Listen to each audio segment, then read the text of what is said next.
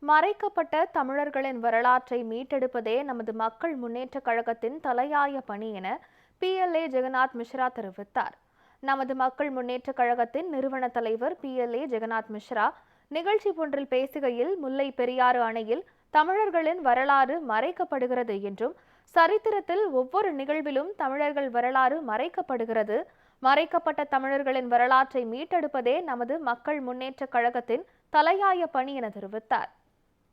Kernel Pennycuick, முல்லை பெரியார் அணையை கட்டிய kernel Pennycuick அவருடைய சிலை திறப்பதற்காக நாங்கள் லண்டன் சென்றிருந்தோம். இங்கிலாந்து நாடு மூலமும் ஸ்காட்லாந்து முழுவதும் நாங்க போய் ஆய்வு பண்ணப்ப முல்லை பெரியார் அணை போன்று 150க்கும் மேற்பட்ட அணைகள் இருக்கிறது. கர்னல் பென்னிகுக் ஒரு இன்ஜினியர், ஒரு பொறியாளர், அணை கட்டுவதிலே வல்லமை படைத்தவர். கர்னல் பென்னிகுக் அவர்களை மனமாற பாராட்டுகிறோம். அவர் இல்லை என்றால் அந்த அணை கட்டப்பட்டு இருக்காது. அவரை தலையில் தூக்கி வைத்து கொண்டாடுகின்றோம். அதே வேளையிலே அந்த முல்லை பெரியார் கர்னல் பென்னிகுக் மட்டும் கட்டலையே, கர்னல் பென்னிகுக் கூட தமிழர்கள் உயிருக்கு உயிராக இருந்து பொன்னும் பொருளையும் சொத்தையும் வாரி இழைத்து நூற்றுக்கணக்கான தமிழ் உறவுகளை இழந்துதான் கட்டப்பட்டது முல்லை பெரியார் அணை.